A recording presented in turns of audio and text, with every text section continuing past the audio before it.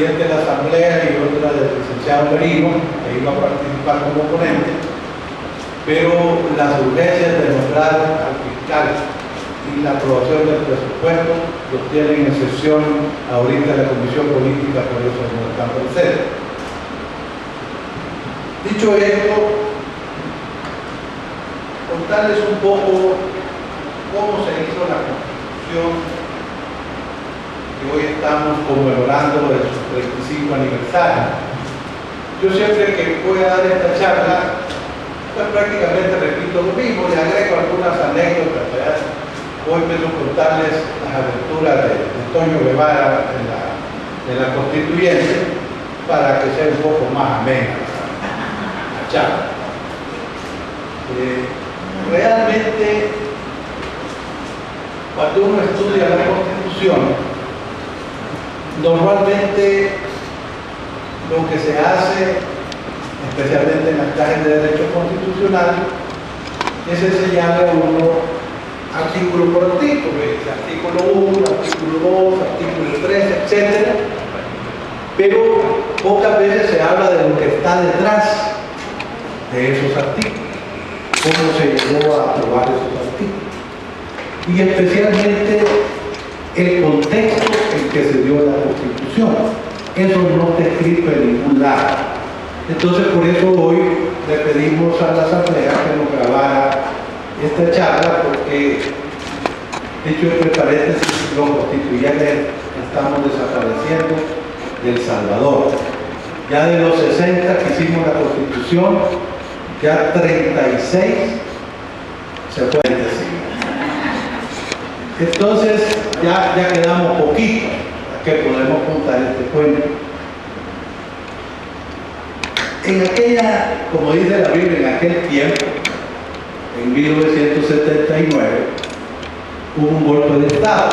Uno tiende, cuando habla de cosas históricas, a establecer un corte caprichoso, a priori, en el tiempo. Eso no se puede porque realmente los acontecimientos históricos están encadenados. Por ejemplo, Roberto Romero Pineda y a su hijo, que a la época ya venido, ellos viven casi allá, llegando a Honduras, y desde allá vienen, realmente vienen por allá por la pileta, vienen de lejos. Eso significa atravesarse en este tráfico de esta época tan complicada. Roberto tuvo unos padres y los padres de Roberto tuvieron unos padres también, abuelos de Roberto. Roberto tiene hijos y tiene nietos. Entonces, esa es la parte genealógica, ¿verdad? Que no se puede romper. Roberto es parte de su padre era parte de su abuelo, y sus hijos y sus nietos son parte. Entonces, así pasa con la historia. Es decir, la historia es continua. Es decir, la historia no se detiene. Pero cuando vamos a hablar de acontecimientos históricos, uno hace un corte. Empieza de una fecha para adelante, sabiendo que hay antecedentes que dieron lugar a algunos hechos anteriores al fenómeno que yo les voy a relatar como principio de este año. El 15 de octubre de 1979 hubo un golpe de Estado aquí en El Salvador. Derrocaron al presidente de turno, que era el general Carlos Humberto Romero, en un momento muy convulso del país, y a raíz del golpe de Estado contra Romero, pidieron 3 juntas de gobierno. Estábamos en el proceso de desarrollo de la guerra, todavía no había recrudecido, pero estos procesos también se van dando de a poquito. Muy poca gente recuerda aquí en El Salvador el primer acto de insurrección, digamos, se dio por 4 muchachos de la democracia cristiana, donde no estaba Toño, 4 muchachos de la Universidad de El Salvador, mataron a 2 guardias nacionales para robarle los objetos. Ese fue el primer acto que hubo en el país y que fue el germen de una guerrilla que después se transformó en una fuerza insurgente muy importante. Pero todo empieza ya a poquito, así que ahí, en el 79, ya las cosas estaban bastante deterioradas. La había un proceso de confusión interna, había contexto popular, y así cae Romero.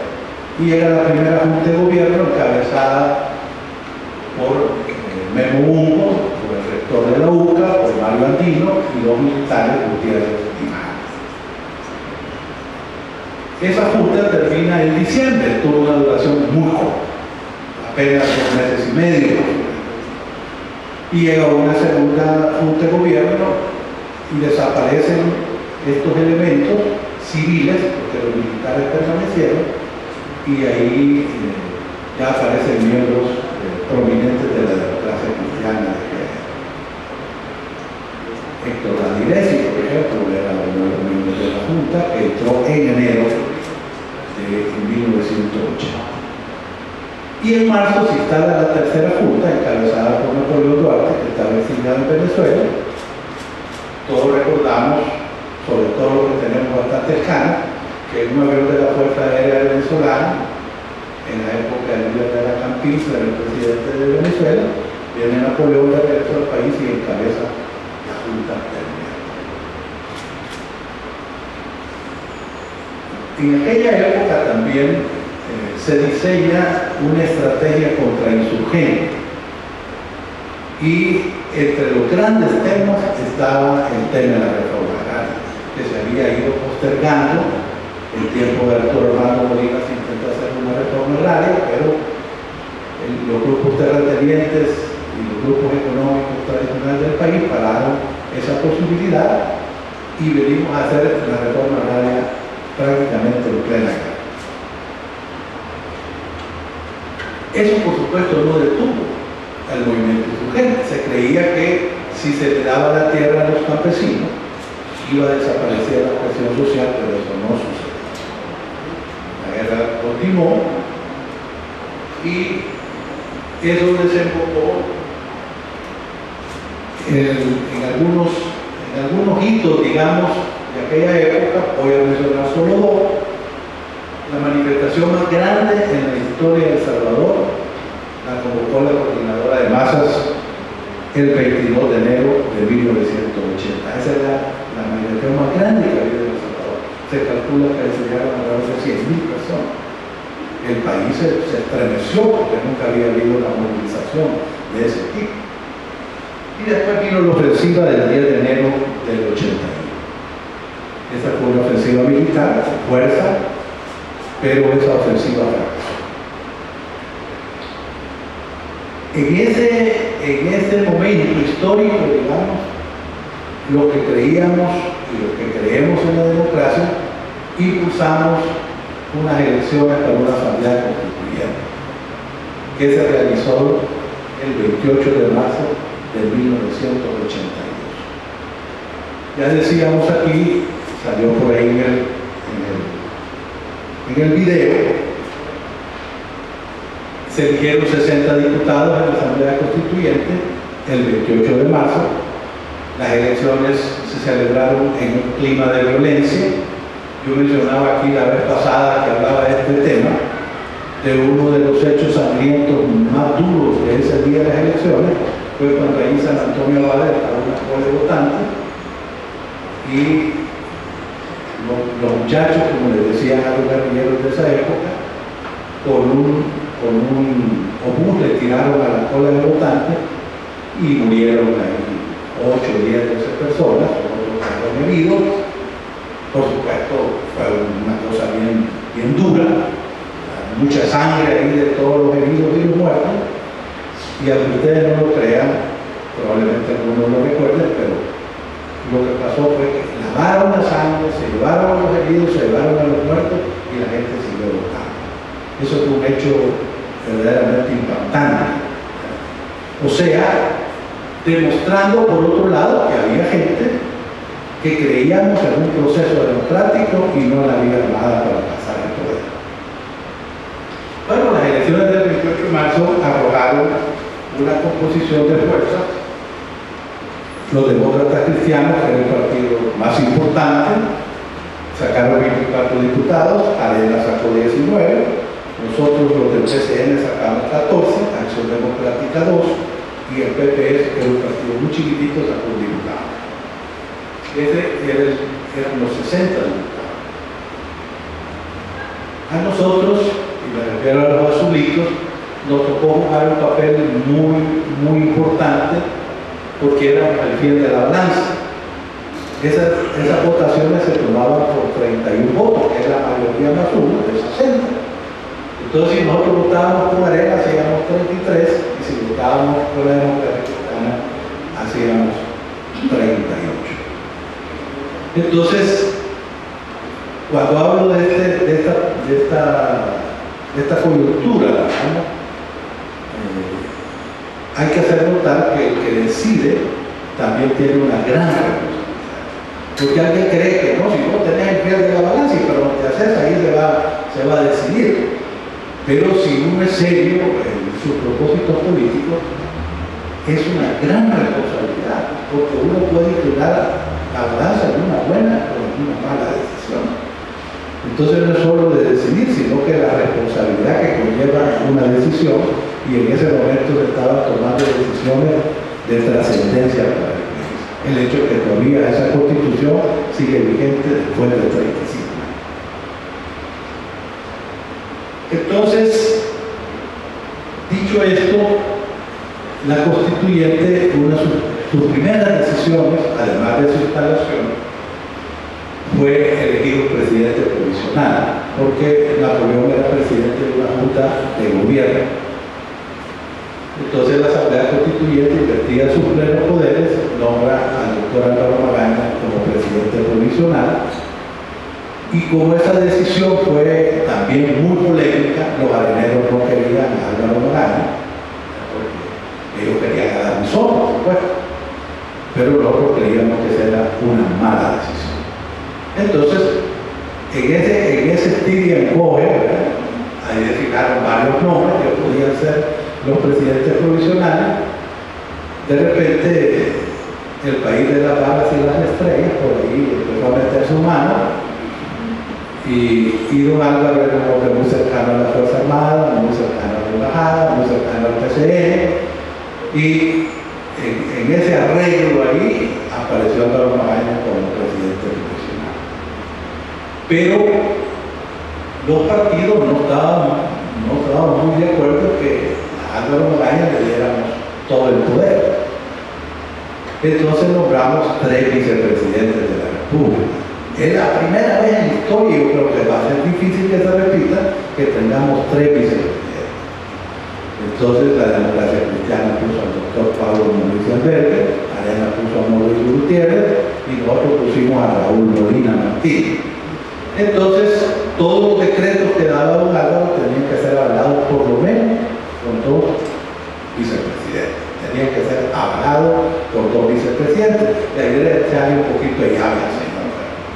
Pero resulta que el señor era más vivo que todo, él le daba vuelta a los 3 vicepresidentes. Pero sin embargo, ahí los partidos que teníamos vicepresidentes teníamos una influencia en las decisiones. Y aquí ya la buscamos hacer la constitución, como ninguno de nosotros había hecho una constitución, no sabíamos. Entonces teníamos que sentarnos a platicar cómo lo íbamos a hacer. Y la historia de El Salvador había demostrado cómo se habían hecho los otros textos constitucionales.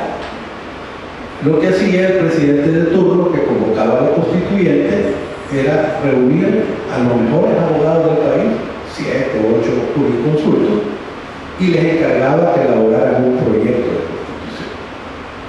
Entonces, con ese proyecto, por eso las constituciones de El Salvador están muy bien hechas desde el punto de vista técnico-jurídico, porque era hecho por abogados prominentes, por abogados muy expertos en la materia. Y entonces este proyecto lo llevaban a los diputados de la constituyente y los diputados levantaban la mano y lo aprobaban. Así funcionaba la aprobación de las constituciones. Pues nosotros buscamos la manera de ir cuesta arriba. Dijimos que iba a hablar de la constitución nosotros. Y íbamos a aprobarlo artículo por artículo, íbamos a negociar artículo por artículo, íbamos a discutir artículo por artículo. Por eso no les extraña a ustedes que la Constitución del 62, por ejemplo, fue aprobada en 15 días, pero no nos tardamos 17 meses en aprobarla. No está por demás recordar lo que decía ahí en los pasillos de la Asamblea el día de ayer, que cuando estábamos haciendo la Constitución, pues de repente los muchachos andaban por aquí cerca, inclusive una vía de escape era por ahí, por el Sanjón, que está ahí por la Asamblea de Juzgado. Y de repente estábamos en sesión y volaban los postes, volaban los transformadores y nos quedábamos sin luz.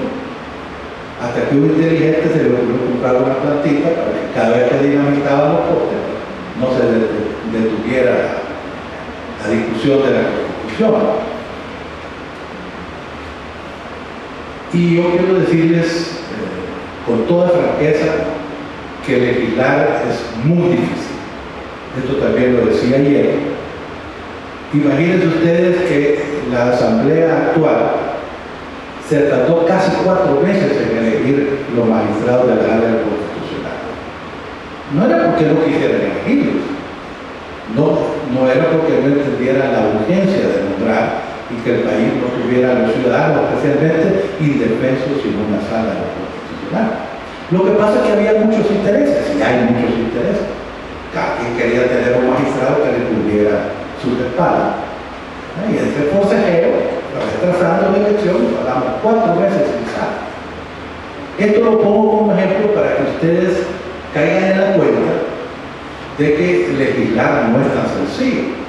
Este tema del fiscal, por ejemplo. Ahí están, hay presiones de todo tipo para elegir al fiscal. Entonces, imagínense ustedes nosotros legislando en plena guerra.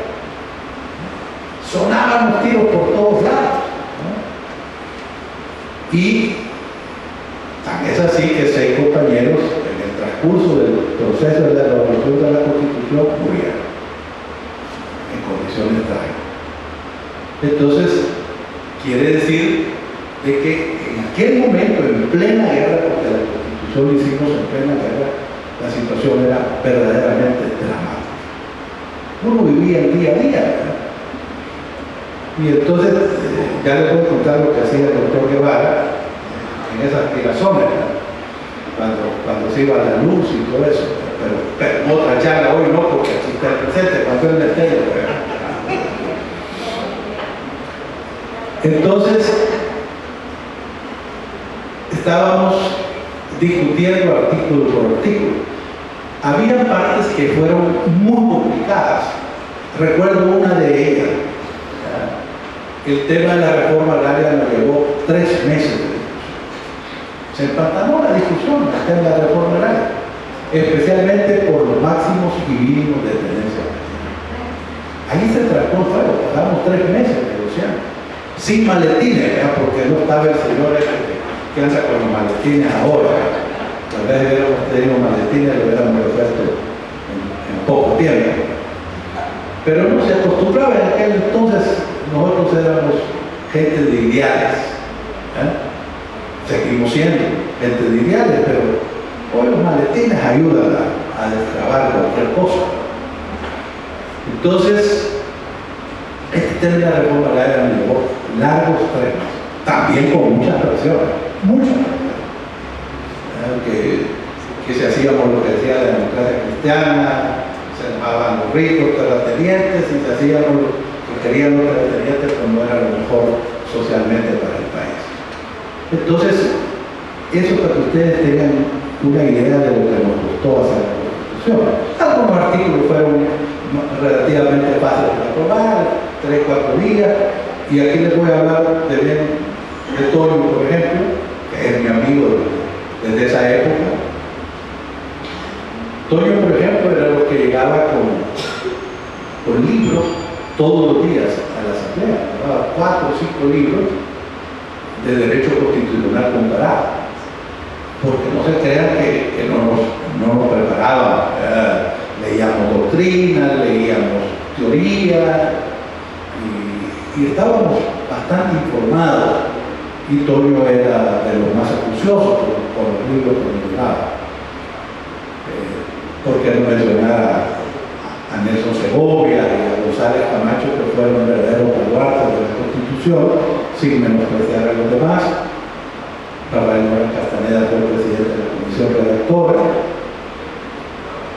Entonces era un equipo de hombres y mujeres dispuestos a jugarse en beneficio del país, sin esperar mucho de la Cortes, porque no había dinero en la mesa, sino que eran aspiraciones y por supuesto intereses también.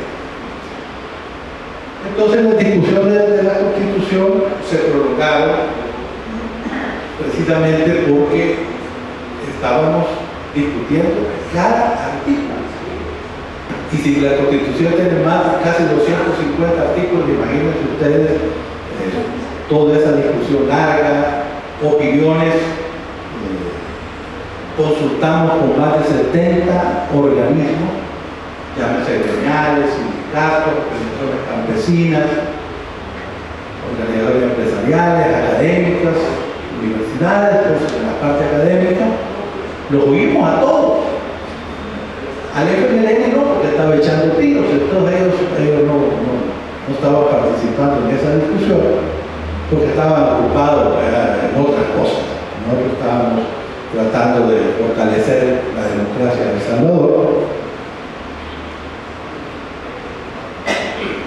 Y otro tema importante que quisiera relatarles como anécdota es que las sesiones eran muy largas, muy largas. Hay veces que pasábamos 15, 16 horas enfrascados en las sesiones de la Constituyente y algunas veces muy cansados y, insisto, rodeados de violencia, ¿verdad? Porque había enfrentamientos de todas partes, en buena parte de la capital, y eso nos daba temor. Finalmente aprobamos la Constitución el 15 de diciembre y entró en vigencia el 20. En marzo de 1984 hicimos las elecciones de presidente y ganó José Napoleón Duarte como presidente constitucional. Dicho esta parte, digamos, histórica, voy a hacerles un par de reflexiones. Si uno es acucioso, se da cuenta perfectamente que la Constitución de El Salvador necesita una revisión. Porque, así como Will Salgado, ¿verdad?, que con los italianos se hacen un recauche, ¿verdad?, la Constitución necesita un recauche. Necesita una revisión seria, profunda, porque algunos artículos han sido desfasados por el tiempo. Es decir, hace 35 años las cosas eran de un modo y hoy son de otro. Inclusive la misma Constitución tiene vacíos, porque en aquella época no teníamos en la agenda del Salvador y del mundo temas que hoy existen. Por ejemplo, el tema de género. Nosotros queríamos a las mujeres siempre, pero no nos metían presos por tirotearla. Hoy, si uno le echa una mala mirada a una mujer, pues, ¿cómo se llama? Otras manifestaciones de violencia. Ahí está. Entonces hoy no podemos enamorar, en aquella época se podía. Pero el tema de género ausente. Con las reformas eso se puso todo aquí. Los temas medioambientales, por ejemplo, no digo que no nos preocuparan, pero si nos estábamos muriendo todos los días, estábamos en un conflicto, en una guerra, pues que los ríos se contaminaran, que los bosques se terminaran, eso no estaba en nuestra agenda prioritaria. Entonces, la Constitución, temas de medio ambiente, había un vacío que se trata de llenar como para llenar un hueco. Los temas tecnológicos, nada que ver. No existían los troles. Entonces no se ganaban campañas con los medios estos electrónicos, con las redes sociales. Hay una canción bonita que me gusta, no es de Roberto, me gusta, que se llama Maldita Redes de Rama Fatal, de la banda LL. Si no la han oído hoy, es muy bonita. Entonces, el tema de la tecnología no estaba en la agenda. Entonces, por lo tanto, dicho estos 3 o 4 ejemplos, es importante que se haga una revisión de la Constitución. Quiero decirles que cuando uno habla con algunos políticos importantes de El Salvador, le tienen miedo, porque temen que se destape una caja de Pandora. Pero uno no puede ir retrasando decisiones solo por temor. Lo que hay que hacer es un proceso ordenado, porque necesitamos una constitución que nos sirva para el presente y para el futuro. Este es el momento para decirles que los constituyentes tratamos de ser adivinos. Hoy se llama futurología. Tratábamos de ver qué va a pasar dentro de 10, dentro de 20, dentro de 30 años. Uno no sabe lo que va a pasar. Uno puede intuirlo o tener algunas percepciones del futuro. El legislador no hace leyes para 3 días, para 15 días, sino con la pretensión de que la ley esté vigente mucho tiempo. La Constitución es un caso de eso. Sobre todo porque es la ley de leyes, es la carta magna, porque es la mamá de todas las leyes. Y entonces no se puede jugar con la Constitución. Pero sí, francamente, desde mi punto de vista personal, yo creo que la Constitución a esta altura merece una revisión. No hay necesidad de crear otra constituyente. Hay algunos que creen que sí, pero nosotros quitamos la rigidez de la Constitución y la volvimos semiflexible. Todos sabemos que el procedimiento para reformar la Constitución es de que una legislatura lo aprueba por mayoría simple y la siguiente lo ratifica con una mayoría calificada. Por eso es semiflexible. Entonces la misma Constitución fija las reglas para hacer una revisión concienzuda, una revisión seria, para poder poner al día probablemente las cláusulas pétreas, como se llama, la forma de gobierno, a lo mejor hay que mantenerlo porque ha funcionado y tiene posibilidades de seguir funcionando, pero hay otros aspectos de la Constitución que ameritan una revisión seria, concienzuda, responsable, porque insisto, son las reglas del juego de nuestra sociedad y no se puede manosear la Constitución. Así que vemos que este cuento, esta historia, este relato, que espero que les haya producido algunos recuerdos a los que tenemos ya canas, ¿verdad? Y para los jóvenes que no vivieron esa época, para tener un punto de referencia histórico. Los que no sabemos historia no cometemos los mismos errores. Es decir, hay que aprender de la historia, las cosas buenas, las cosas positivas y también los errores, para no repetir. Así que muchas gracias por haber venido y dejo a David de nuevo con ustedes. Muchas gracias, Menú. Muchas gracias por su importante participación, donde nos ha hablado del contexto histórico y el proceso de elaboración de la Constitución. Ahora, le vamos a pedir al doctor Guevara Lacayo que nos hable sobre los aspectos relevantes de la Constitución. Quiero decir un poco sobre el doctor Guillermo Antonio Guevara Lacayo. Ha sido diputado de 1972 a 1976, fiscal general de 1980, diputado constituyente del 82 al 83, jefe de la fracción, secretario de la Junta Directiva de la Asamblea Legislativa, vicepresidente de la Asamblea Legislativa de 1982 a 1984, presidente de la Asamblea Legislativa en 1985 a 1988, diputado de 1988 a 1996, diputado al Parlacen de 1994 a 1996, cónsul general de El Salvador en Toronto, Canadá, de 1996 al 2000. Y, por supuesto, un hombre de militancia demócrata cristiano que defendió sus ideales en todos los momentos. Con ustedes, el doctor Guevara Leguera.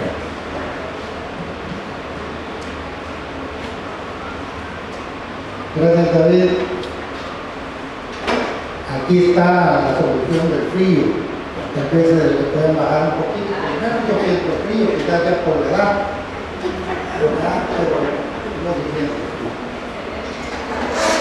Bueno, muchas gracias por esta oportunidad. Hablar de la Constitución 35 años después, la gente lo veía como pan comido, como cosas que pasaron y tal vez no le da la importancia que la Constitución del 83 tiene. Ya ha expresado David el carácter humanista de la Constitución, pero el carácter humanista no se quedó en una declaración vacía, sino que implicó poner en blanco y negro en el texto constitucional el reconocimiento de los derechos de la persona humana.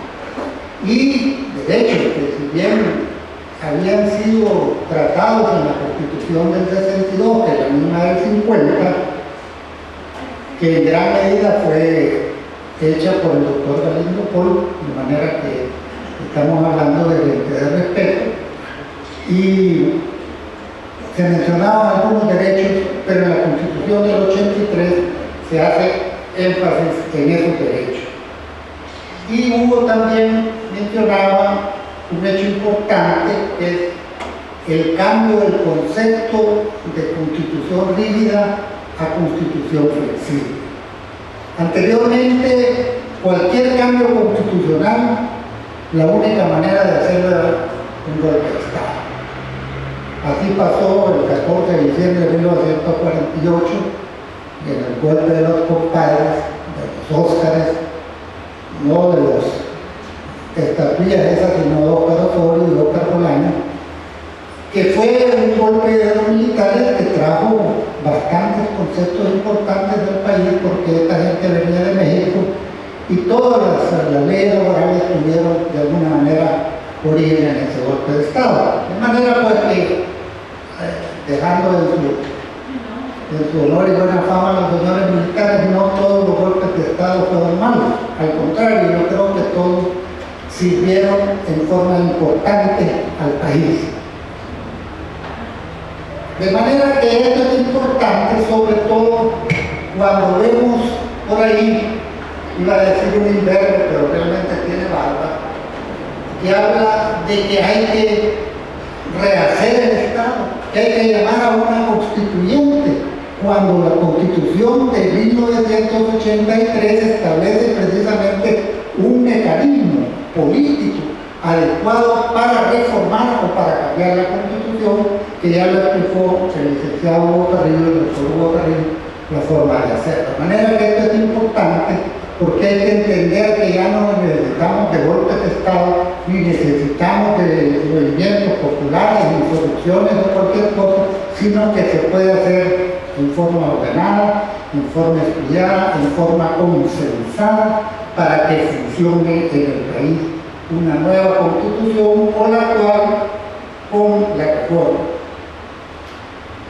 Hablar de los derechos individuales estableció no solamente la seguridad personal, sino especialmente la seguridad jurídica.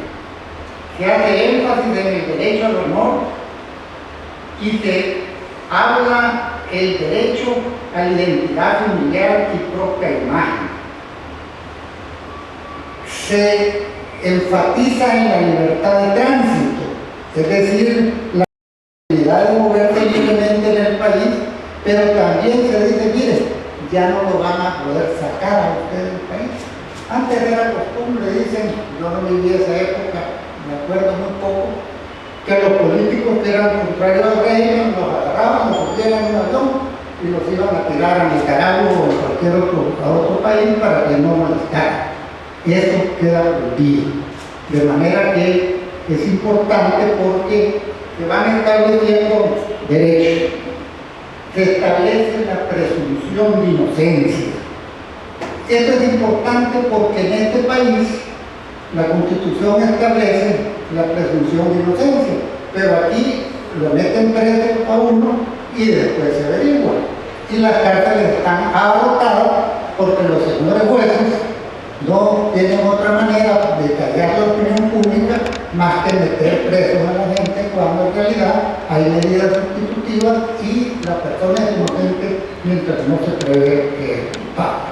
Eso se elevó a categoría constitucional.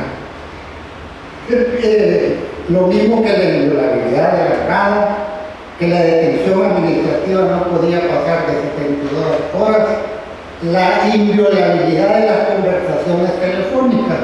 Por eso Luisito está preso por andar dando las conversaciones telefónicas del padre Toño. Se prohíbe la pena de muerte. Esta fue una discusión, no voy a decir quiénes, pero ustedes se imaginan que el partido más de derecha de los que estaban en la asamblea peleó porque se pusiera la pena de muerte. Pero fue una cosa seria. Al final logramos quitar la pena de muerte, excepto para casos de guerra muy reducidos. La libertad de pensamiento.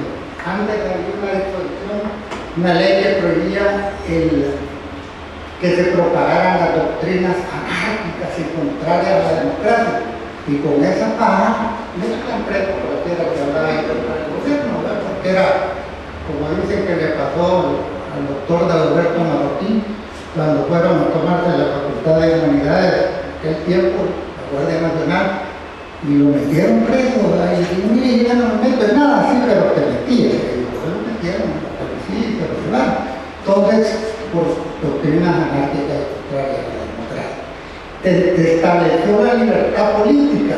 Antes había una disposición que prohibía, bueno, los monasterios y prohibía los partidos políticos de carácter internacional. Con esa disposición a la democracia cristiana la tenían siempre así con la espada de Damocles. Si ustedes son internacionales, ya nos vamos a cancelar. Chete y el menor, por supuesto, no es su gloria la tenga, y el hijo también. Quería aplicarnos para cancelar a la democracia cristiana el ser partido internacional. Eso se abolió. De manera que los derechos individuales se establece también la indemnización de carácter universal para los trabajadores, que hasta hace poco se ha legislado, pero que fue una conquista de la Constitución de los 80. Luego vienen los derechos sociales, los derechos de la familia, que son importantes porque por primera vez se enfatiza la necesidad de legislar sobre los derechos de los padres, de los hijos y de la familia en términos generales, es decir, de las obligaciones de los padres con los hijos y los hijos con los padres, las obligaciones familiares, etc. Luego hablamos de los derechos políticos. Por primera vez, se lleva a rango constitucional una cosa que ya venía, hay que reconocer el PCN que en tiempo del coronel Luis Alberto Rivera dieron la representación proporcional, lo que permitió el crecimiento democrático del país y permitió que el país encontrara un medio de ir expresando las inconformidades a través de la oposición política que hasta ese entonces no se podía. De manera que se eleva a la categoría constitucional la representación proporcional. Y se establece algo que es importante. Algunos dicen que en esta se va a dar, yo creo que no, que es la segunda vuelta en caso de reelección presidencial. Anteriormente, la reelección, si no había un ganador, había una disposición que establecía que la Asamblea Legislativa elegía al presidente. Famoso es el caso aquel de 1972, donde legislaron la elección a Duarte y un diputado del FUD, pues, Alfonso Salaverría Lago, que le pidió la palabra al presidente de la Asamblea, se la dieron, se levantó y le dijo: señor presidente, usted nos dijo de la gran puta. Y salió publicado en el diario de hoy. No hay que creerle el diario de hoy, pero esa parte sí, aparentemente es cierta. De manera pues que eso daba lugar a inestabilidad política y nosotros pensamos que era mejor someterlo a una segunda vuelta. Discutimos mucho el porcentaje. Si en algunos países se hablaba que con el 40% era suficiente para ganar, otros con el 35%, pero nosotros tomamos la decisión de que fuera 50% más 1. Y si nadie sacaba el 50% más 1, se venía una segunda vuelta, que aparentemente es lo que hoy en estas elecciones va a suceder, aunque yo creo que hay alguien que podría ganar el primero, para bien o para mal. Eso ya son juicios de valor que cada quien puede hacer. Luego, se establecieron otros mecanismos de carácter político. Se estableció algo que en la sala anterior constitucional violó para mí la Constitución cuando estableció los diputados independientes. Nosotros dejamos claro en la Constitución que la única forma que los ciudadanos pueden acceder al poder político es a través de los partidos políticos.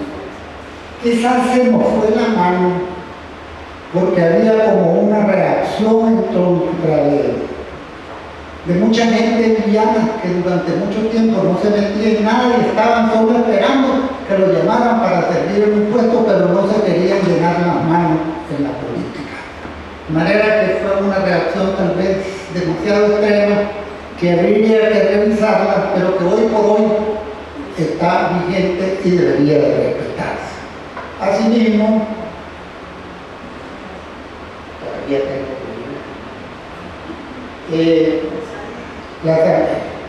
se cambió la forma de toma de decisiones en la Asamblea Legislativa.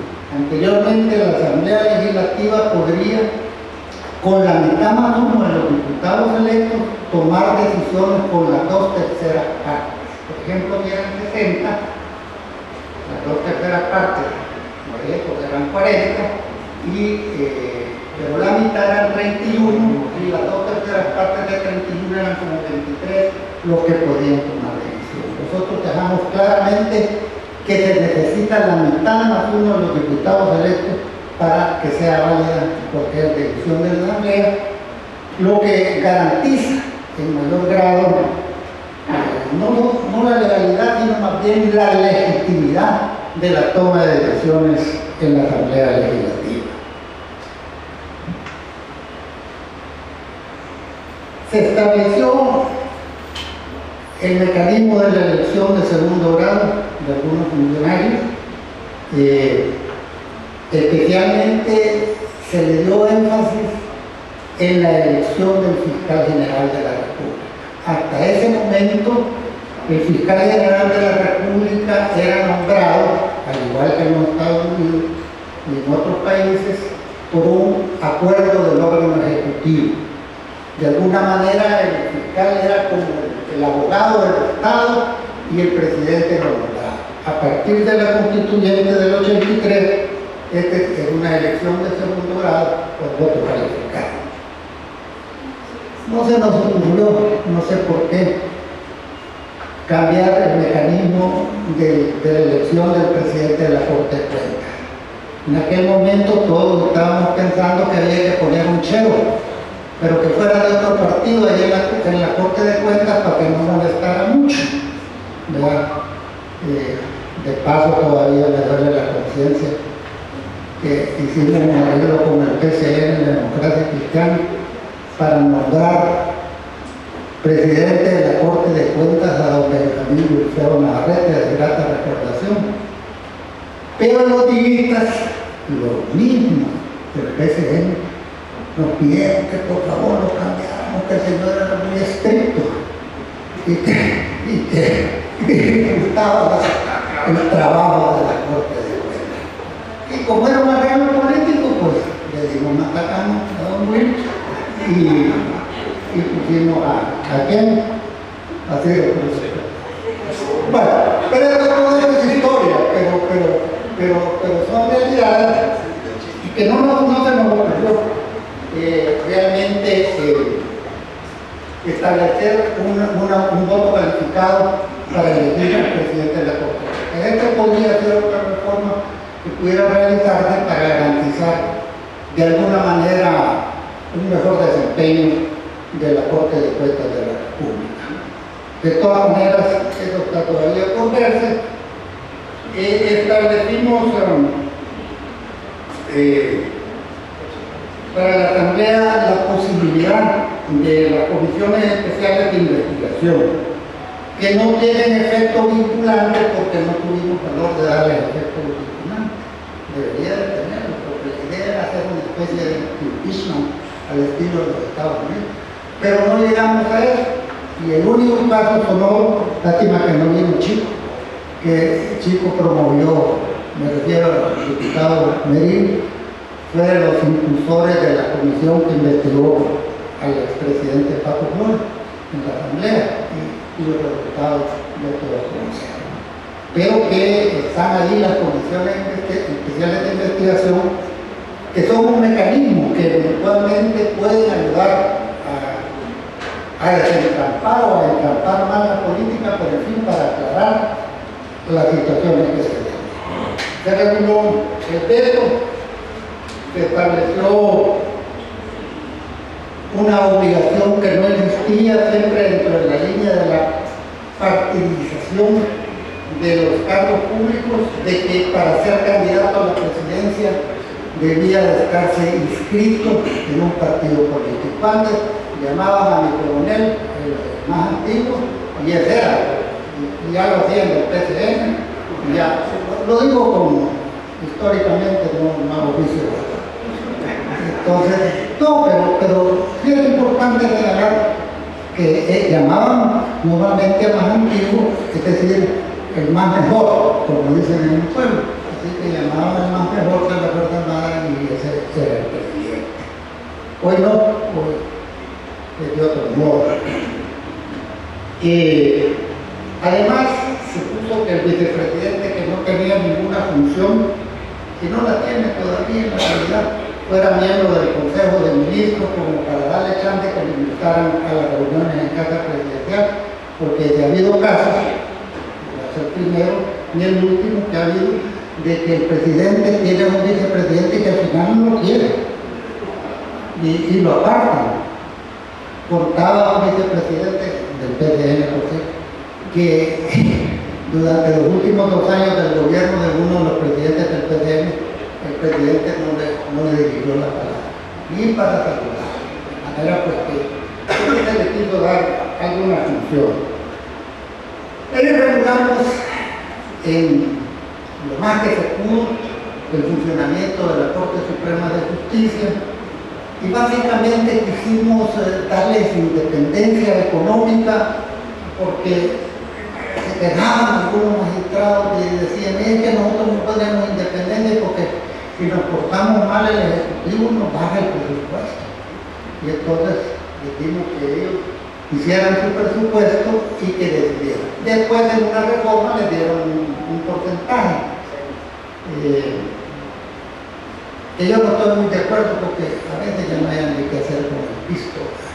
Un buen amigo, uno de los 3 vicepresidentes, que fue presidente de la Corte, arregló todos los edificios de todos los juzgados, les dio cargos a todos los jueces, etcétera, etcétera, porque ya no saben qué hacer con el pisto. No digo que eso haya estado mal, pero en un país donde la mayoría de los funcionarios, bueno, por lo menos en algún tiempo, estaban en carro propio, se les dio vehículo. De manera que regulamos lo relativo. Luego hablamos del Tribunal Supremo Electoral, que se le quiso dar un contenido político y que iba a ser a protesta. Finalmente, yo quiero referirme a otro hecho que es importante para mí, y es el famoso derecho a la insurrección. Está aquí todavía. Este es el tamaño para la televisión. Todos los presidentes, cuando están en la televisión, le dicen, oh, no, gobierno con la Constitución en la mano, tiene que darse la pequeña, porque si le ponen una de las grandes, ya no va a poder con ella. Nunca la han leído la mayoría, yo estoy seguro, pero eso es otra cosa. De manera pues que el derecho de información está ahí, pero nunca dijimos a quién le corresponde ejercer el derecho a la institución. Entonces dijimos nosotros olímpicamente, para el solo hecho de destituir a la autoridad que haya violado los principios constitucionales y deshacer lo hecho mientras se eligen en forma adecuada. Yo sigo creyendo que el único que puede ejercer ese derecho es la Fuerza Armada. Y lo traigo a cuento por las últimas declaraciones de David Munilla Peguero, en donde prácticamente está diciendo, miren, si no se portan bien, les voy a aplicar las técnicas de antes, por buenas o por candelas. Entonces, peligrosas, por cierto, peligrosas. Lamentablemente, señor ministro, creo que está jugando algo en todo esto, pero que de alguna manera puede argumentarse constitucionalmente que el derecho a la institución sigue estando aquí en la Constitución. Yo creo que esto debería regularse para evitar cualquier asunto en el futuro. Debe de reformarse diciendo cómo la forma que el pueblo puede hacer uso del derecho a la institución, o será a través de la guerrilla, de la lucha armada, o cómo. Entonces yo creo que sí se nos pasó un poco en el entusiasmo de reconocer el derecho del pueblo de levantarse en momentos determinados. No le dimos el camino, le dijimos cómo, pero le dijimos que podía hacerlo, pero no cómo. De manera pues que, ya para ir cerrando, la Constitución del 83, como decía Hugo, no es perfecta, tiene muchas cosas que no se trataron, otras que se trataron porque eran importantes en aquel momento, ¿verdad? Por ejemplo, la reforma agraria, eso era como punto de honor de los gringos, porque en el fondo, y aquí no nos engañemos, la reforma agraria fue impulsada, promovida y hecha por gringos.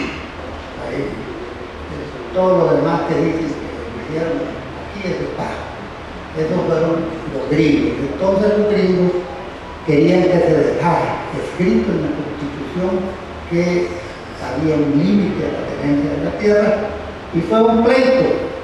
Dicen todavía que al final las 240 hectáreas era porque una pariente o un pariente del doctor Ernesto Magaña, eso era lo que tenía 240 hectáreas de tierra, y por eso le pusimos 240. Gloria Ferrero Ross lo propuso de 240 hectáreas. De manera pues que la Constitución establece la forma de interpretarla. Para bien o para mal, la Constitución debe interpretarse de acuerdo a su texto, cualquiera que fuera la ley, decretos o referendos que la contraría. Pero estos de la sala anterior agarraron teorías muy bonitas, pues que no ser válidas, obviamente, desde el punto de vista científico, pero no es lo que la Constitución establece. Nuestra Constitución establece una interpretación literal, de acuerdo a su texto. Termino diciendo que gracias a Dios veamos cómo se puede reformar.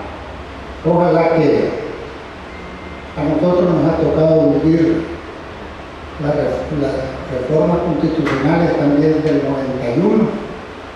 Nos pasamos ya más de las 12 de la noche cuando estábamos, me acuerdo bien porque era el 30 de abril y el cumpleaños del 29. Entonces el 30 de abril estábamos a medianoche terminando la reforma para hacer posible la incorporación del FMLN a la vida política nacional. De manera pues que nos tocó vivir esa reforma también, y la consiguiente aprobación en la legislatura siguiente, lo cual permitió la incorporación de ese sector, y que es importante señalar que no fueron realmente muchos los cambios, no hubieron cambios de fondo a excepción de algo que sí me parece que siempre ha sido cuestionado y que a través de nuestra historia constitucional en algunos momentos la Fuerza Armada ha estado a cargo de la seguridad pública, de la seguridad ciudadana, y a veces no. De manera que el haber sacado a la Fuerza Armada creo que se les hizo un favor en el sentido de que están alejados del ajetreo diario. Y otras reformas relativas a la elección de los magistrados creo que fueron importantes, y la creación de la Policía Nacional Civil, que lamentablemente no es muy civil, pero por lo menos así está establecido. Así que muchas gracias, buenas noches, disculpen lo tedioso de